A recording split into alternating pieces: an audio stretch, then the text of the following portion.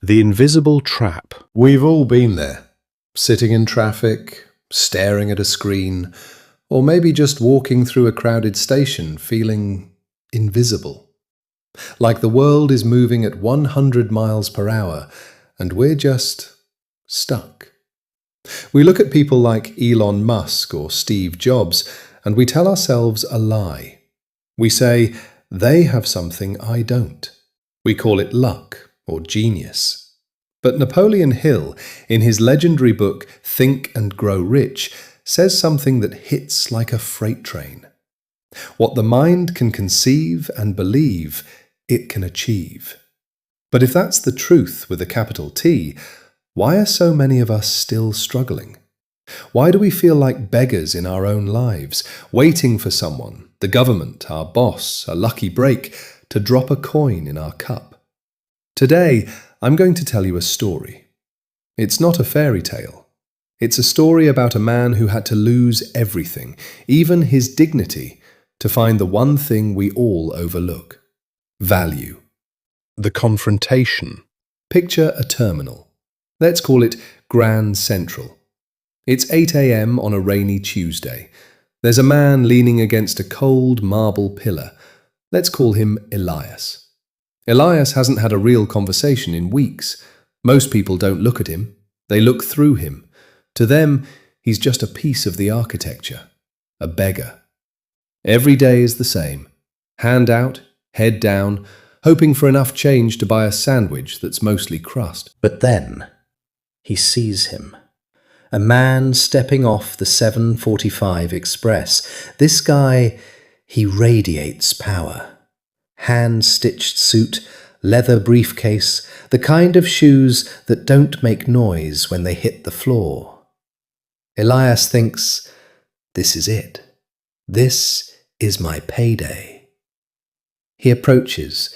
His voice is raspy from the cold. Excuse me, sir. Anything helps. The businessman stops, but he doesn't reach for his pocket.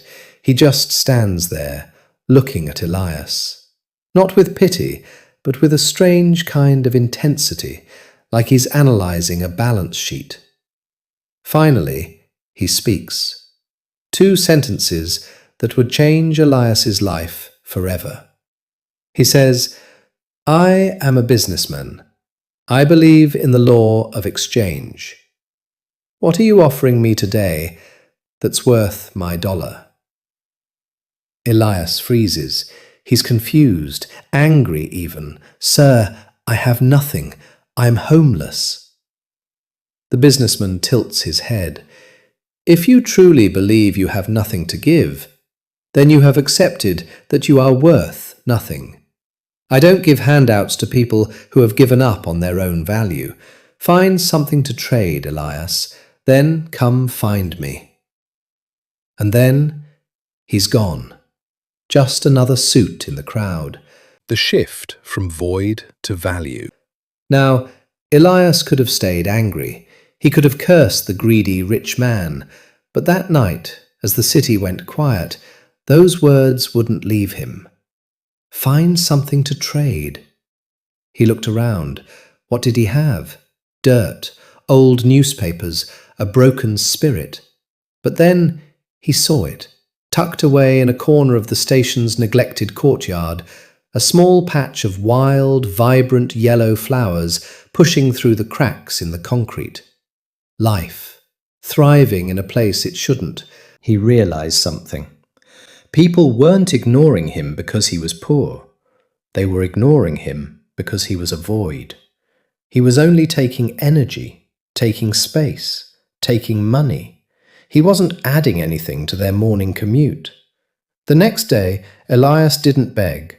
He spent the morning carefully picking those flowers. He cleaned them with a bit of bottled water.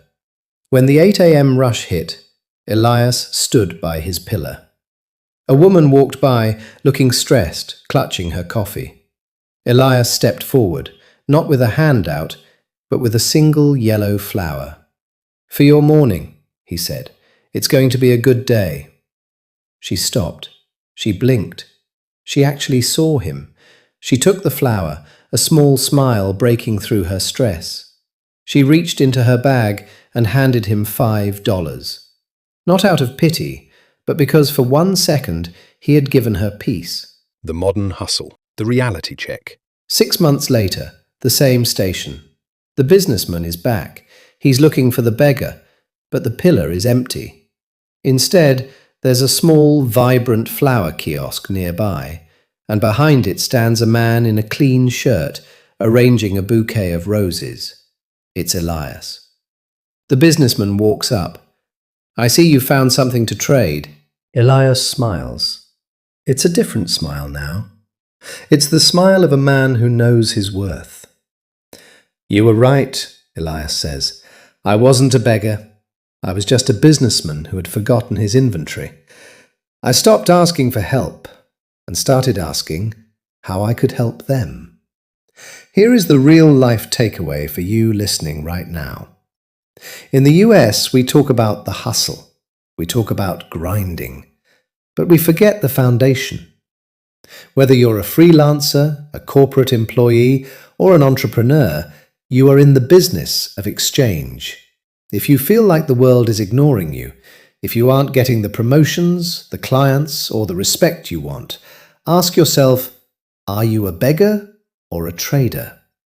Are you just showing up and asking for a paycheck, or are you handing out flowers?